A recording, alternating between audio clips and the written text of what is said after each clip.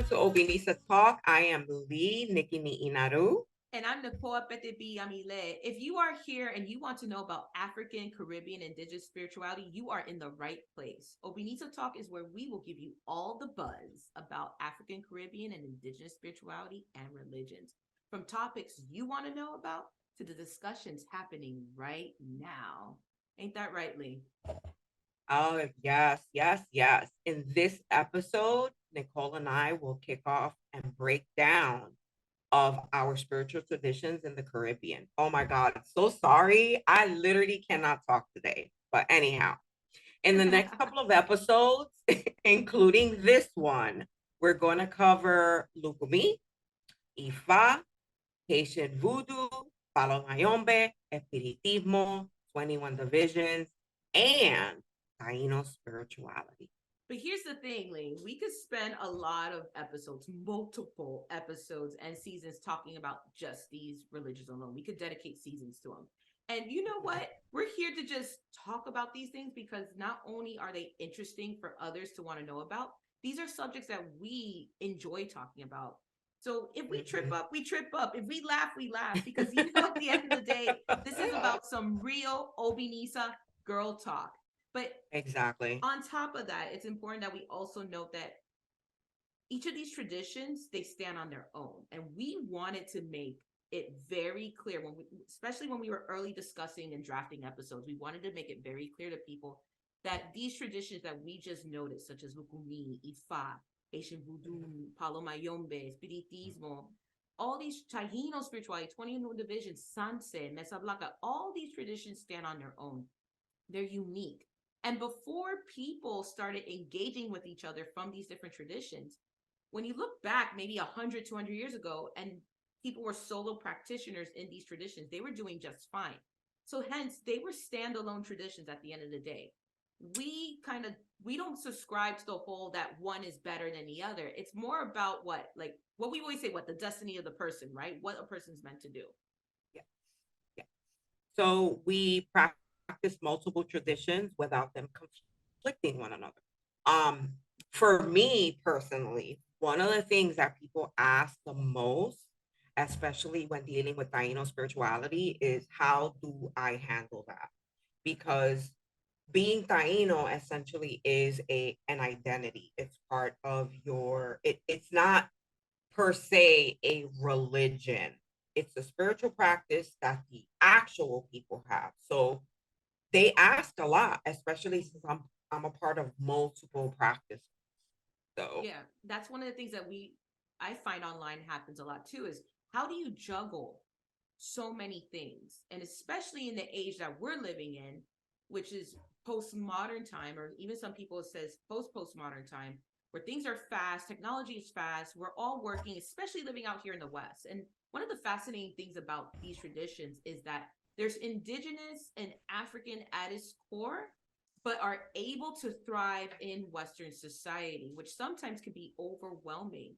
So I love that you brought up Taino spirituality already. So I think that's a good place that we should start with when we're talking. Let's talk about and dive into Taino spirituality. so it's very complex. So the first thing that I'm going to tell everyone and what everyone should know is that Taino spirituality is not to be synchronized with absolutely anything else. No matter Interesting. no matter what you think, you see, you learn and want to compare, don't do it. And I'm gonna tell you why.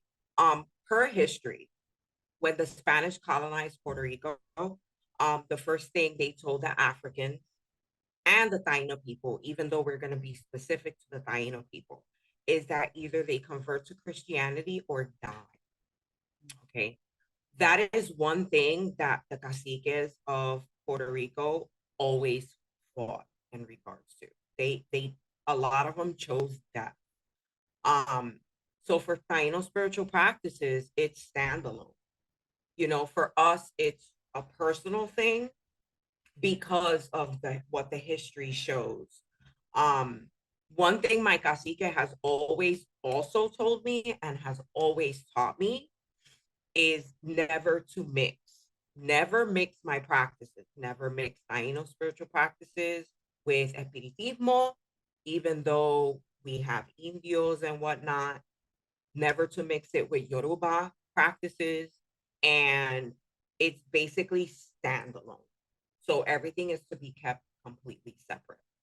Now, I'm going to comment in a minute about the separateness, but I wanted Mm-hmm. to just make clarity for all of our listeners and those of us that are viewing us on YouTube right now, of course.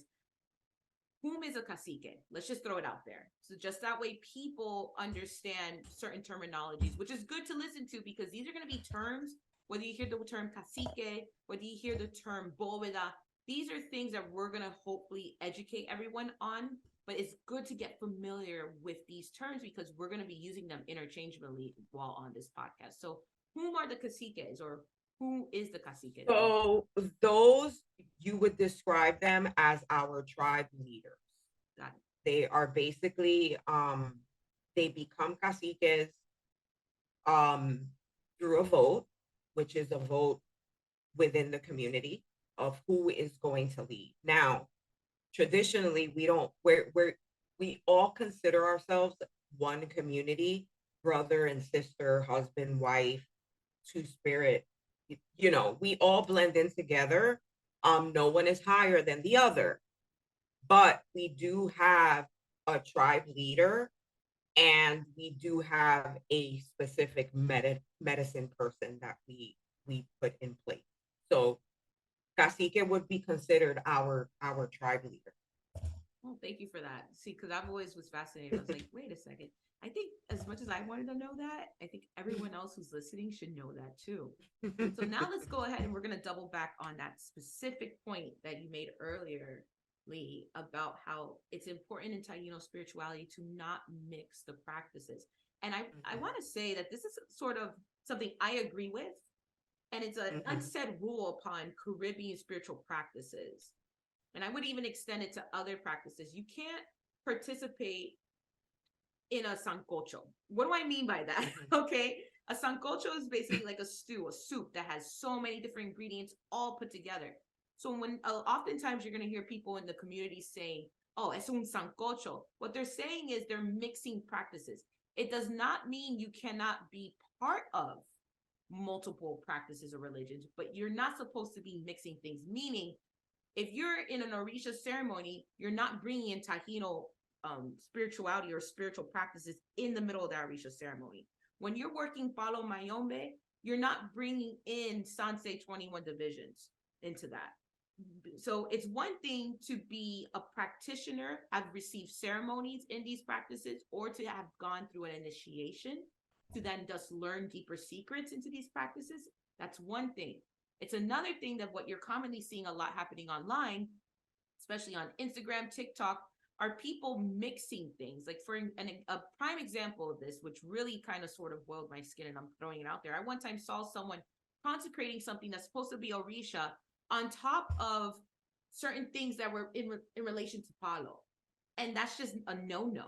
That's an obvious no-no because these are two distinct practices, two distinct energies, two distinct methods and ways of doing things for separate purposes. It doesn't make sense.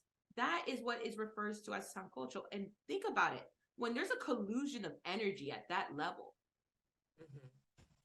that is just not bringing alignment or balance, it's going to fall negatively on the person performing, and even can extend forward to people that are participating in that. Yeah. So it's important that I'm noting this, and I'm kind of just going off in a off script with it, but I feel called to have to note this because we see this and we have to say it. And as initiates and as people that receive ceremony, Lee, I feel like we sort of have a responsibility to use this platform to tell people, be careful when you see that stuff online because it is not valid. Run away. Not everything you see online is legitimate. Yeah. It's not. You have to be careful. We all have to discern. And this is why so many initiates and people that are part of these traditions are becoming a bit more vocal online. Because at the end of the day, the abuses, people are done with that. Enough is enough with that. And these traditions could get lost because of this level of sancochoness coming around it. Yes. And here's the thing, that it's easy for people to mistake it. Mhm. Let's just go ahead and the question everyone always asks Okay. in regards to our indios, because in 21 divisions, in Apetebi, even in Yoruba practices, we add indios in there. People believe that just because they have indios in our cortes, and I'll let you explain that after I finish, Yeah. we are using elements of, let's just say, Taino spiritual practices. So I know what it is because I'm part of my Taino spiritual practices. You Mhm. are not. Right. What are your thoughts on that? Okay, so the main question is, what are my thoughts on the whole that if someone has Native American or Native Indigenous spirits that are part of their spiritual court, does that Keyword, mean keyword right there. that's Native. Native? Native. That's what I'm saying about indigenous spirits. Because let's go back to what Lisa mentioned. Indios. Indios, we commonly use that in Spanish, but Indios describes a nation of spirits that are of indigenous origin. So these are basically spirits who, when they were incarnated, they were part of a tribe, of a native tribe. It could be American, it could be within the Caribbean, it could be in South America, it could be from all over. But that's their means. That's their group, their category. Now, many people, what we believe in Espiritismo and also in many other Caribbean and African spiritual practices, that we all have spirits that walk with us. That's called your court, el porte, or your cuadro espiritual, your spiritual court. So again, thank you, Lee, for allowing me to explain that, because these again are terms that we're inviting everyone to learn, to get accustomed to hearing, because for those of us in these traditions, we speak this as our normal part of our normal terminology and vocabulary.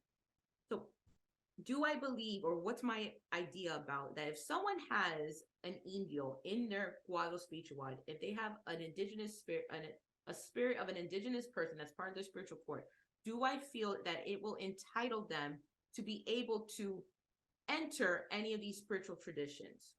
My answer is no. And here is why. All of us have multitudes of spirits from different parts of the world.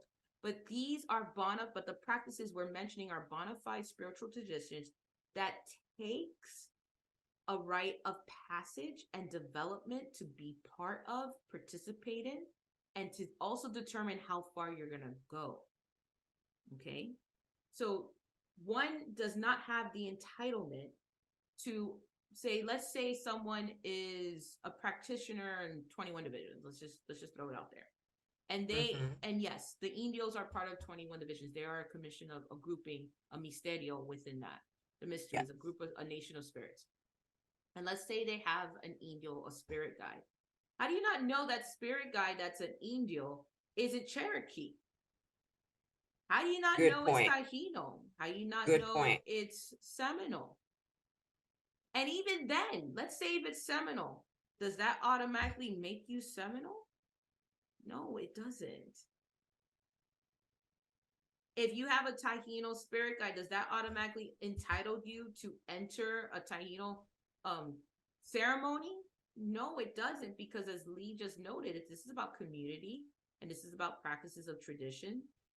Just the same, if we do it in Orisha practices, you can't enter initiation room if you are not initiated and have received certain things in order to go into the room, because it's about rites of passages and development. And these traditions take years of dedication with oneself, with one's spirits, and one's community under the tutelage of an elder.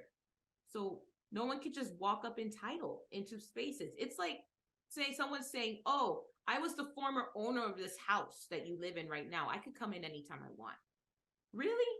Think of it like that. If someone walks up, knocks on your door, your condo, your apartment, or your house, and say, I formerly lived here, or I was the owner here, but I sold it to you, or I sold it like 2-3 owners back, And already it's already switched up. Does that person have the right to come up in your crib all because they formerly owned it or copulated with it? No, obviously not. It's like someone saying, my great great granddaddy was an initial investor in McDonald's. I deserve a free quarter pounder and cheese because my great great great granddaddy was an investor. What the employee is gonna do? The employee is gonna look at them funny, like. Exactly. So again, no one's entitled. Not even many of us that were born into these things. And I can say that firsthand. Being born into a family that already Espiritismo and Lukumi and eventually Ifa got incorporated, I wasn't entitled to anything, especially when it came to my spiritual development in Espiritismo. You still have to go through the process.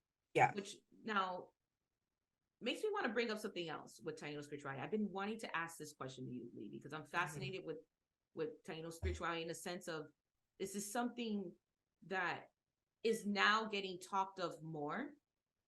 And one of the things to keep up in mind is that for the longest, and what we're taught in schools, is this whole idea that the Taínos were extinct, that they were just wiped off the map. So meeting you and learning from you that, one, what we're taught was a lie. Two, like all indigenous cultures and groups, eventually they have to evolve in society. They have to develop and change. And with that, I wanted to ask about, what do the Taino spirituality believe in? Has it stayed pretty much the same? Has it been certain things have been evolved? Like, is it monotheistic? Is there a concept of a relationship with God, nature, ancestors?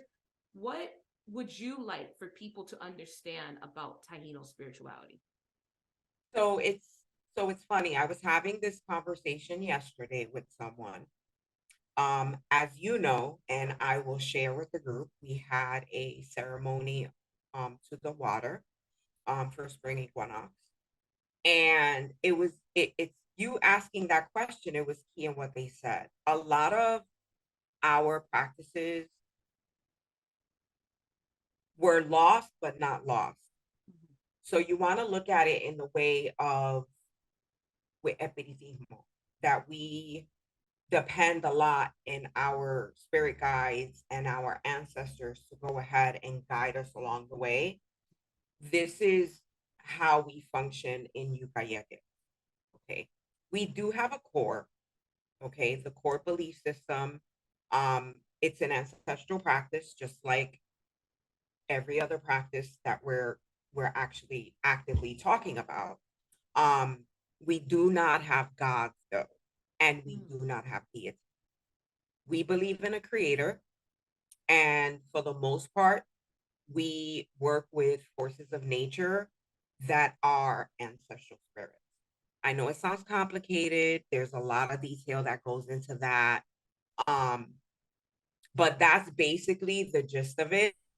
What I will say is that in a later episode, it would be best if Cacique would talk about that himself because he is more versed in that and able to speak more about that himself and better explain it to everyone. I look forward to that. And I had a quick question. What's the meaning of a Yukayenge? I hope I'm pronouncing it right. Yukayeke. So a Yukayeke in I'm gonna use the native term, the Native American term, because that's what everyone relates to. It is basically our tribe, our nation. We don't have nations like the way they do in the West. We have Yukayeke. So it's our community, our little group of people. It's like an best description ever. It is like an ile in Yoruba. So we're family. Your house. Ile means house. So normally when we're looking at it, your house is like your tribe. It's where you congregate with your God siblings. You have your godparent. It's your spiritual family. It's your community, your ile, your house, where you fall under, where you get initiated under, and that's the lineage. Exactly. With us though, I'm going to say this. it works very native. So it's not just a spiritual family. It is a community. It's husband and wives, it's children, it's neighbors, it's just a one whole community that works together um for the greater good. And then our spiritual practices are second to that, which is why, and I'm veering off like you did earlier, but it is very important to say the reason why that's important is because when one is connecting to Taino spirituality, the first thing is not the spiritual practices. The first thing is finding the community that you're going to associate with, your family, the people that you're gonna work in community for to help one another. Not per se the way people do it in African spiritual practices that they search out an ile and then just kind of it's harsh saying that because I'm part of an ile too, but it's the same but different. The first thing you with Yukayekes is not connecting spiritually. It's finding your people and finding your tribe first. Well, I could say that could also be considered from, well, True. it could be done as far as when it comes to finding your elite. And the reason why I say this is because if people take their time in getting to know a potential godparent, a potential person that could teach them, getting to know their godchildren, on top of that, receiving spiritual healing work in the tradition to help align them in their life, they are putting the ile through a vetting process. But what happens is a lot of people tend to just want to dive in because the focus is on learning, growing, absorbing information, wanting to get in versus discerning if this is the right place to be. And then vice versa. So I've seen it the opposite, where people are in the right place, but because of their own things with them and their ego, they completely mess up and end up leaving for petty reasons or for whatever, disconnecting from actually a good ile. I've seen that. I've seen that happen even within my own parents, where they've helped people where people are at the complete bottom of their lives, issues, problems, work with them through Ifa. Little by little, they come to the understanding if they want to really become practitioners. And then from there, if they get initiated or not, all because of something that they want to do, but they don't want to count on their elders for, they'll leave. Only to just end up coming back and being like, oh, snap, I went through X, and my parents are going to have to be like, I'm just saying that from a personal, that I've seen it both ways. I've seen people get a really good start, and this happens in other iles, get a really good start. And then because of whatever internal or issues or character, behavior, or ego or desire, whatever it could be a slew of things, they leave a good thing. It's like leaving a really healthy relationship for something that's toxic. That happens. And it's vice versa. People start off with something toxic and then recognize it as toxic and then leave to end up then finding what's something that's healthy and appreciating it. It happens. That duality is totally existent in ATR, African traditional religions, Caribbean spirituality. And I bet you a lot of other pagan traditions, whether it's European, whether it's Slavic, whether it's within, any sort of magic group or sorcery, I bet you they find the same thing. This is something that's, I think it's very universal that a lot of us can relate to.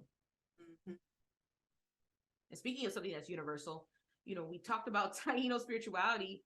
One thing I always say, Espiritismo is universal in a sense. Yes, there's structure to it. However, it does not discriminate against anyone. It doesn't matter what you identify as gender-wise. It doesn't care about your biological sex. It does not care about if you're homosexual, heterosexual. It doesn't care if you're white, black, Asian, blue, yellow. It does not matter. Espiritismo is universal. with a structure, with a set belief. However, anyone can practice Espiritismo.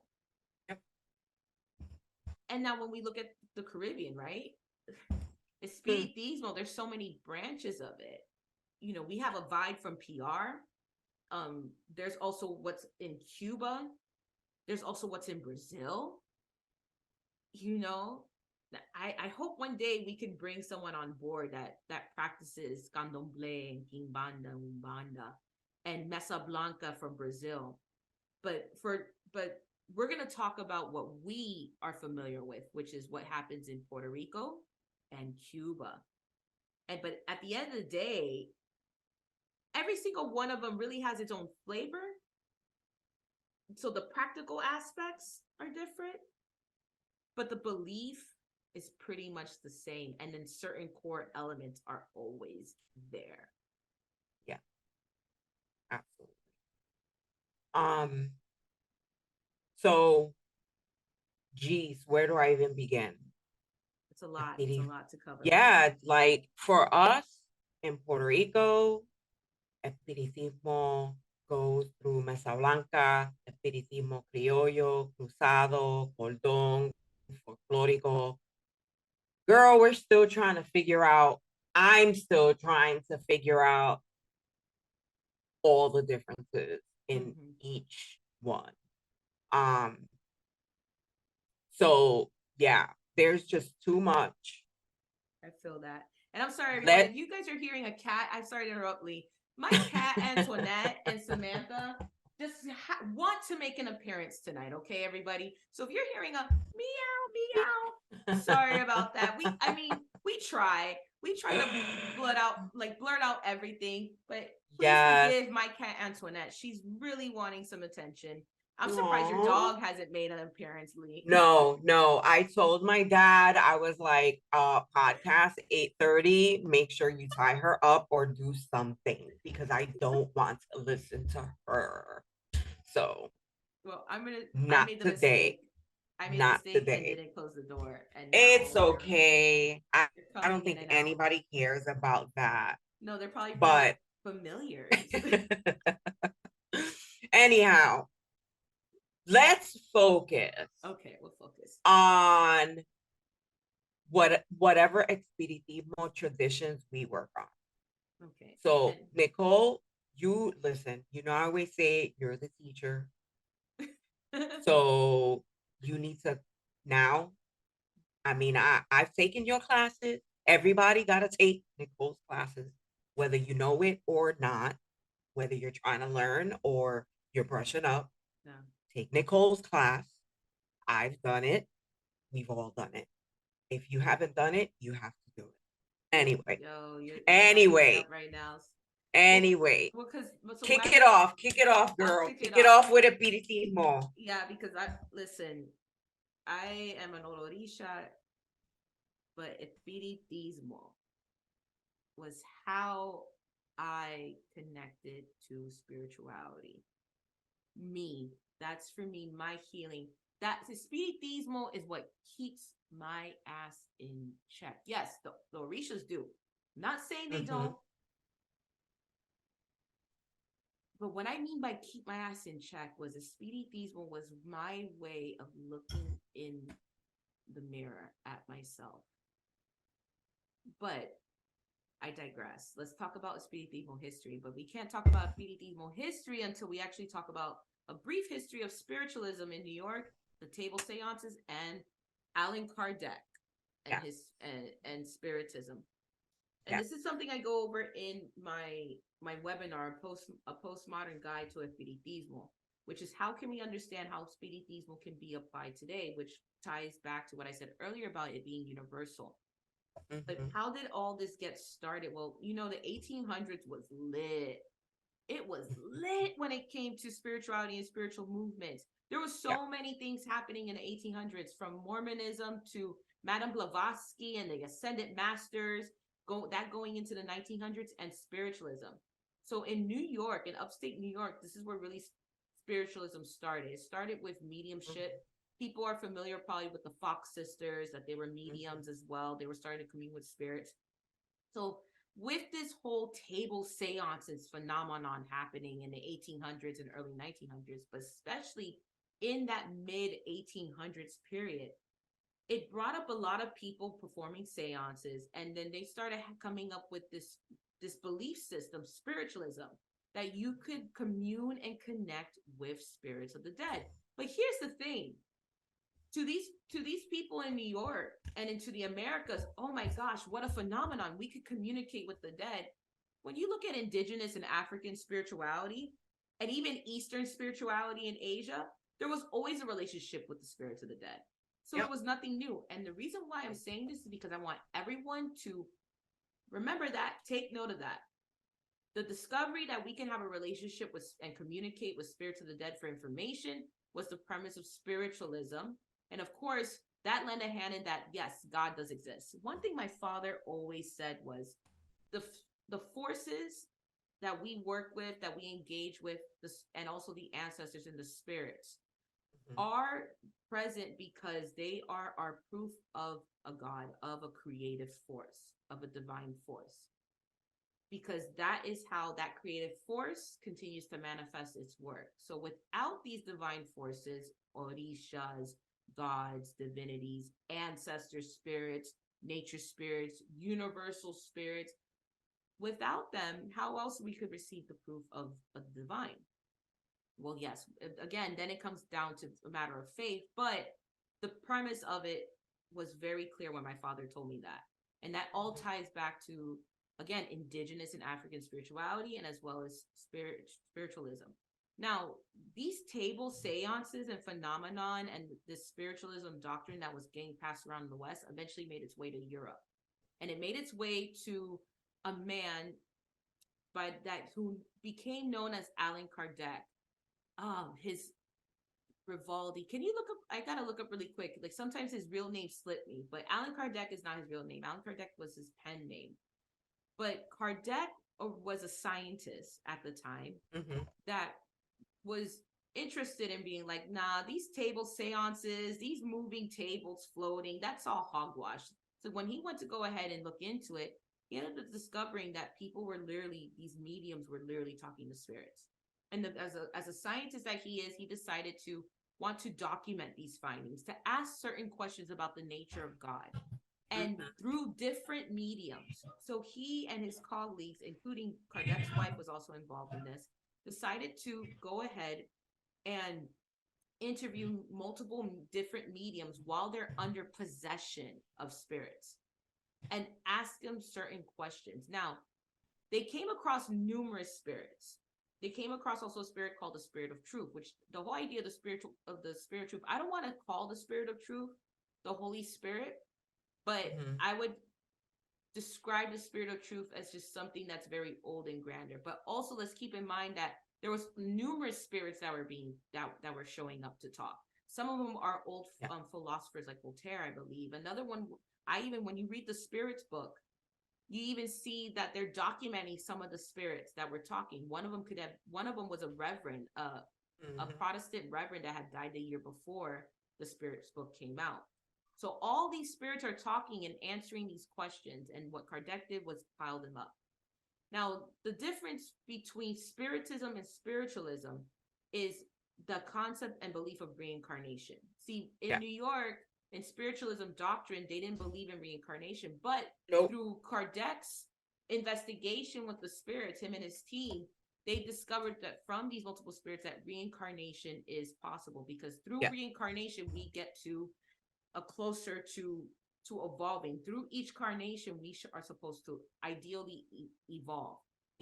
Which, when you think about it, that same ideology is in Hinduism.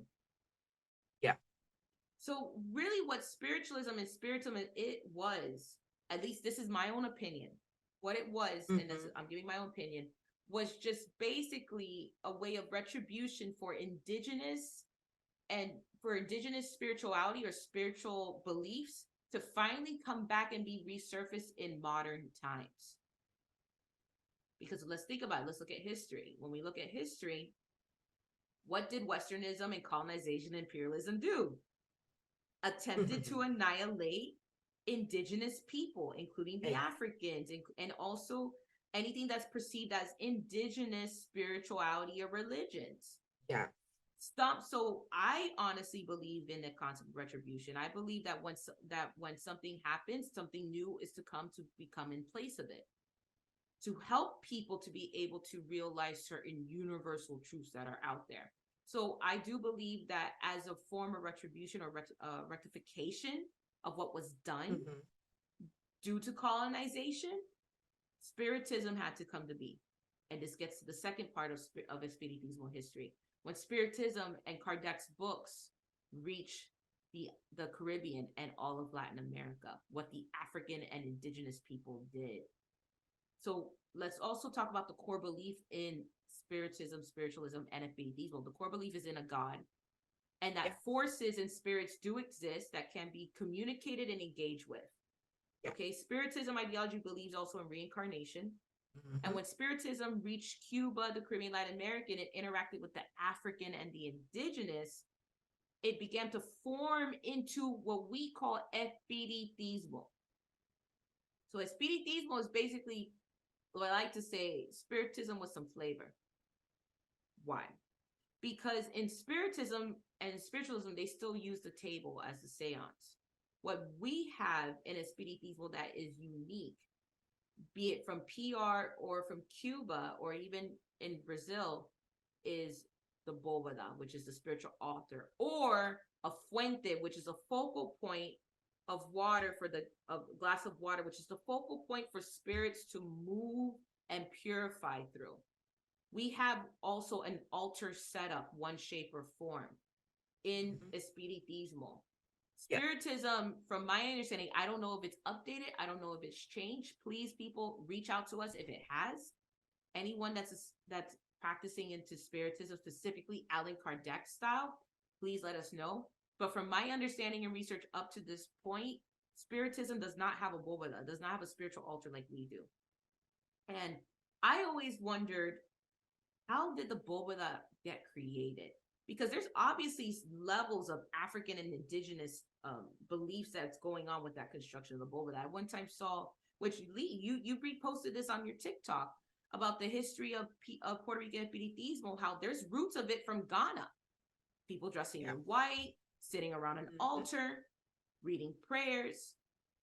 Now, an elder once told me, and this is an elder that was not only an Orisha priestess, a really amazing espiritista, but also she was a yai in Palo Mayombe.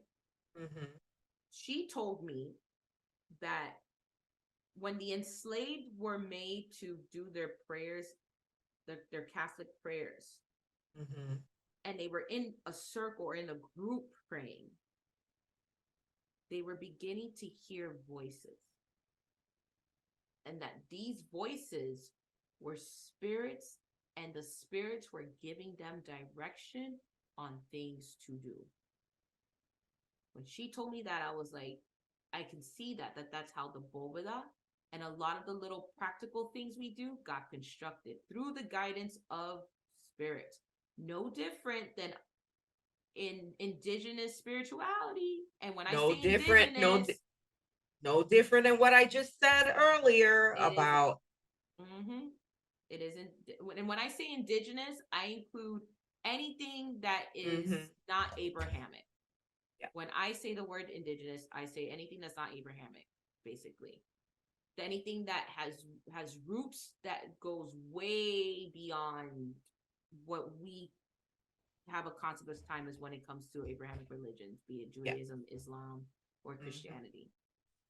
So if it's not any of those three, to me, and I have to make that very clear that it's my own opinion, because you know how people are.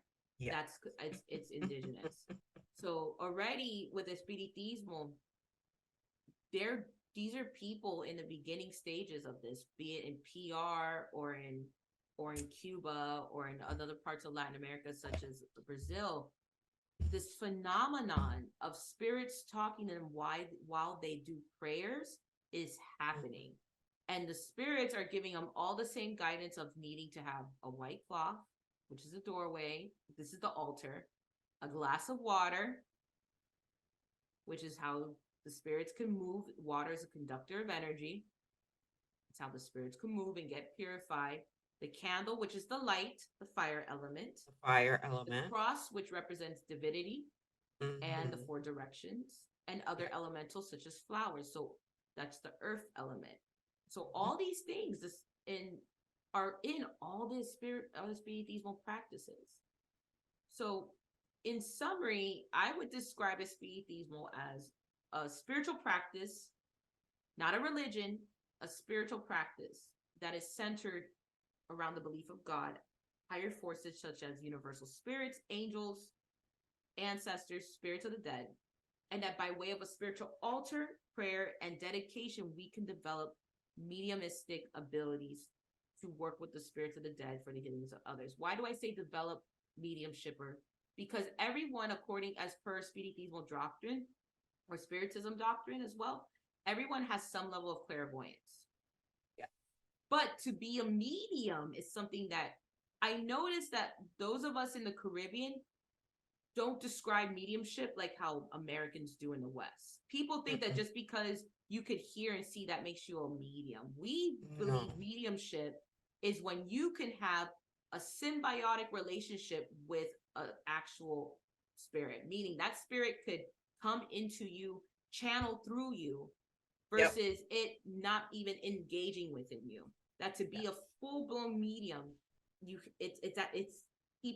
some people have that gift. That is part of a Spiritismo and Spiritism gift. If a person has a hard time believing that a person could be a host for another energy within its body, then sorry, Spiritismo is not going to be for you. I'm going to veer off and tell you a quick story because it applies here. So story time. So I did an interview with a friend in Tampa, and it was her thesis for her PhD. And of course, what was it on? African spirituality and Caribbean spirituality. Cool. All great. You probably know about this type of program because I am not a program person, but it was basically some kind of translate program that we were talking just like you and I, but it was transcribing everything, some kind of like Google thing or whatever. So did the whole interview. It took a couple of hours. It was all cool. And while she's doing her paper, she calls me and she's like, "Oh my God, I gotta tell you. And I'm like, "What's going on? Like, is everything okay? Do I need to do it again?" And she's like, "Let me tell you how the computer picked up 4 different people." And I'm like, "You're joking." And she's like, "No." She's like, some ghost hunter stuff. She's like, "It picked up 4 different people in your interview." She's like, and it's so funny because there was certain aspects that I asked because you see, she went through the whole paper. And she's like, it's like when I asked about African part, your African came out. It's like when I asked about this part, this person came out of you. She's like, she was astonished, but she was a believer after that. And for me, I couldn't even tell. Like for me, it was just like, when it just comes out and it just flows and it just, that's it. But for her, she's like, you channeled 4 different people while we were in that interview and the computer caught it. And she's like, "Oh my God, you're like," she was like stunned. And I'm talking about a Dominican girl who practices, she's part of 21 divisions. And she's like, I've never, ever in my life have seen anything like that ever. She was like astonished. Needless to say, she'll never, ever, ever distrust abilities ever again. And that's the thing about Espiritismo is it gives, when people could find the right place to go to a misa, for example, using a misa, which is our seance in Espiritismo. You can learn a lot about the nature of the spiritual realm during those sessions. Yeah. And one thing Espiritismo has taught me is that you don't really know. Mm-mm. And you can always learn something. And I mean, indigenous and African spiritual traditions teach that, I believe, in general. Mm-hmm. But for me, Espiritismo and seeing the nature of spirits and how every individual has their individual relationship with their spirits is Yeah. what really makes it so universal. Is that here's a structure that a person can have to cultivate a relationship with their spirituality. Yeah. And again, the different kinds is simply just all based off of technical reasons. So what do I mean by it? Well, for example, you mentioned that how in Puerto Rican's espiritismos, there's the mesa blanca, which is the white table. Mm-hmm. We have a white table. We have a bóveda as well. However, what's common is just one glass, the focal, the fuente. For us, we can have from 1 up to 9 glasses, always an odd number, 1, 3, 5, 7, 9. Reason being is from a Cuban perspective, each of those glass, but here's the thing, there's always the one big main one. The one main glass. The one main one that's bigger than the rest, which represents the person's head, like the main spirit, the head spirit that guides the person. It can represent their guardian angel. It can represent even that person's spirituality. There's a lot of symbolism with it. And then all the other glasses are for the other spirits that belong to the person. They're different commissions of spirits that go with someone. Another thing that also is very distinct is maybe even the concept of the types of spirits that walk with someone, or the type of how a spirit is worked with. What do I mean by that? A common conversation that's going on right now is espíritus de causa, spirits that come with a cause. So a spirit that comes with a cause means this spirit comes with a purpose of needing to have help and be worked on. Yeah. And that's very important in Puerto Rican Espiritismo. And then, so the conversation is it important or in Cuban Espiritismo? Well, my determination of that is yes and no. It depends on the family, based off of now because what I've seen in my family and how it's integrated even into certain corpuses in Lukumi may not be the same for other people. And the reason being is because understanding my family history with my great grandmother on my father's side, she was working Mesa Blanca, even though she practiced Espiritismo Cordon, which is Espiritismo Cordon is from the east side of Cuba, Oriente Province, Santiago. Their primary way of doing things is stomping out negative spirits. They form a chain link. And they sing certain songs and they stomp their feet in a rhythm, very African, to stomp out a negative spirit or a dark being or a dark entity. Versus, like, didn't you once tell me, Lee, that in PR that instead that spirit of that nature would then just be used to be worked to elevate, right? Yes. So and again, it depends on who is teaching you. You already know that I come from a long line of different women who practice. I was always taught, and people think it's strange when I say it. I was always taught that you leave some extras, and I don't want to get too graphic with it, but you get a corner, you mark a corner, and you leave a corner for the gluttonous spirits because they get light too. So we have to offer them light as well. We don't traditionally stomp out.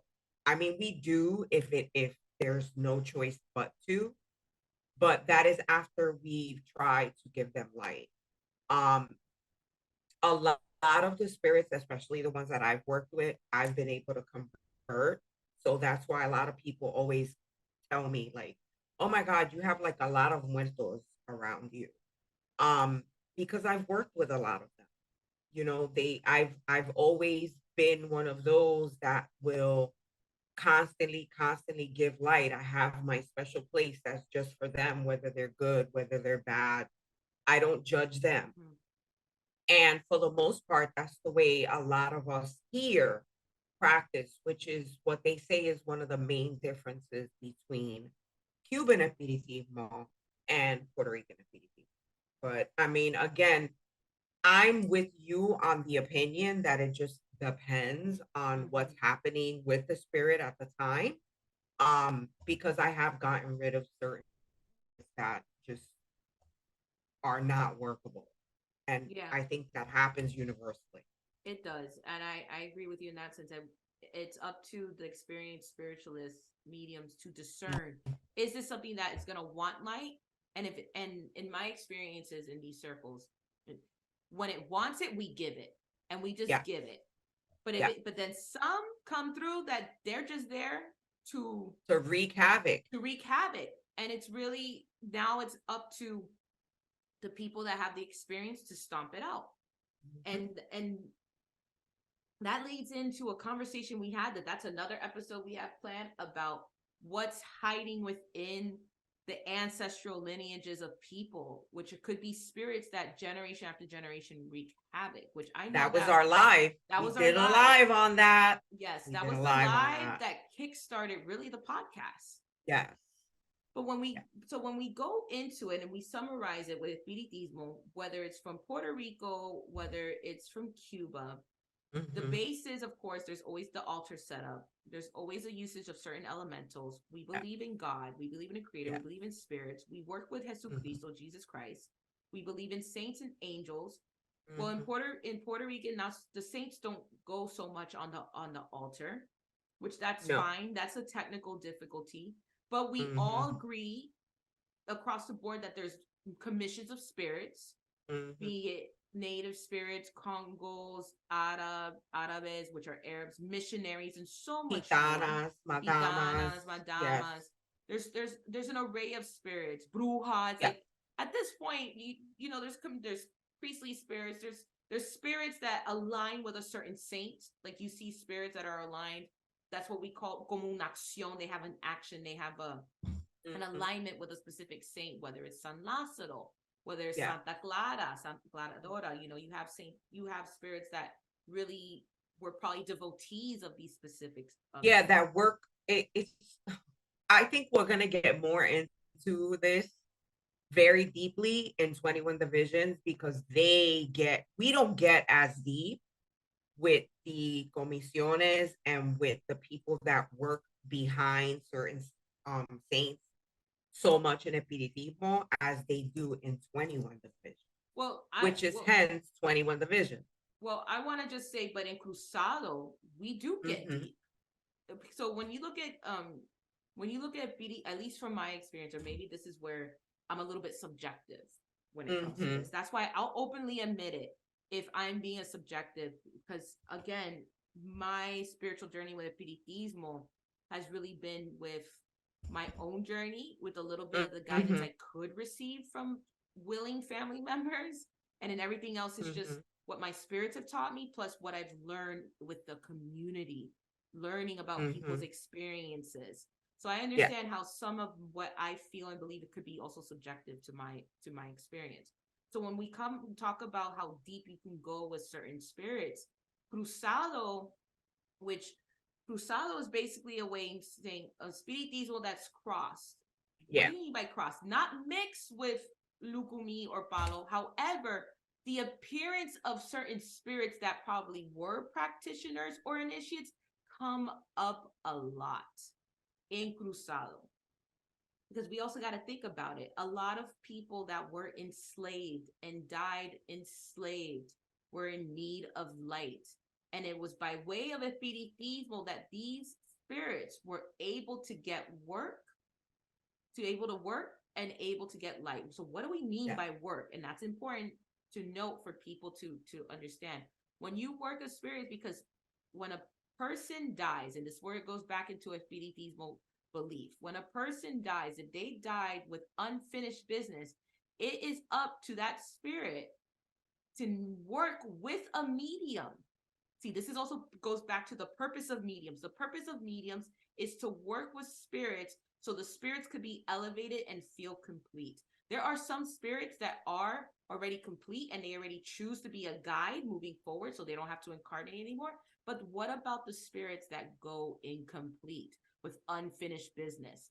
Hence the need for mediums to work with those spirits to get them to a point that they either continue onward, meaning that, hey, we got worked up to a point, now we can go to our next path, whether it's to reincarnate again, or it's to stay in heaven for a while, or to just be, maybe stay with you and work with you. Or this is where, again, the espíritu de causa comes in, about how a spirit has a cause, it has a mission, and it can have a specific mission with a medium.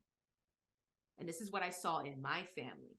How born mediums in my family are born with a specific spirit that has a cause, that has a mission, because it needs to be worked. Not so much that it could be picked up elsewhere, but it needs to be worked. It needs to have that symbiotic relationship with a medium so it can evolve. And maybe on another episode, we can talk about that. And I'll talk about my great-grandmother's story. My great-grandmother, Isabel.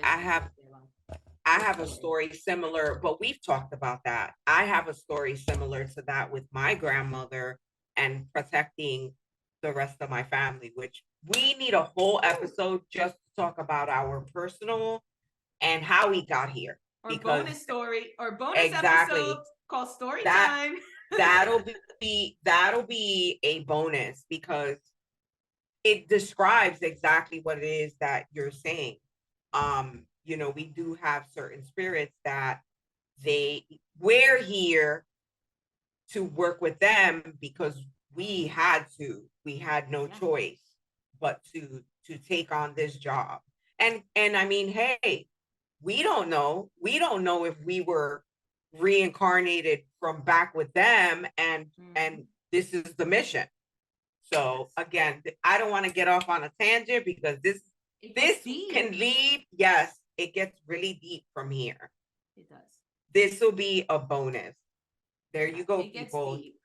It gets deep. And this is, and not so much a rabbit hole, but it just goes back to what I said in the beginning about the profoundness of the nature of spirits. Yeah. And how really there is a set way on the practice, but the experience is individualized for people, because, and this is why I say, listen, nope, it's not always this way. I don't like to say that, especially when it comes to indigenous traditions, and especially when it comes to Espiritismo, because what one person has in their family is not the same as someone else. And everyone has their own situations, and everyone has their own experiences in their lineages. And who are we as an individual to dictate what it is and what is so, and how things should be said, or how things should be done, when every situation is different? Yeah, absolutely. And I think that's gonna help us wrap up tonight, because we covered a lot. Okay, we covered Taino spirituality, and we covered Espiritismo for the most part, to the best of our abilities, at least. What's the gist, and what's some things that people could expect with Espiritismo? Yeah, so we have done a lot today. So with that being said, make sure to stay tuned for the next few episodes and the bonus episode that we just came up with, where we'll get into the remaining practices that, essentially are Caribbean practices as well. So. Yes. And then be sure, of course, to follow us on your favorite podcast outlet, whether it's Spotify, iHeartRadio, Amazon Podcasts, Apple Podcasts, and of course, YouTube. Hey, everyone, we're inviting you to help us get to 1,000 subscribers on YouTube. Find us as Obinisa Talk. You're going to see in our descriptions a link to not only all of our podcast outlets, directories, as well as our YouTube, where you can subscribe and follow, but be sure to follow us on social media. We're very active on TikTok and Instagram. So all the links are in our box, everyone. All right. Well, of course, as always, love you, babies. Han katu. Many blessings, fam. And until the next one.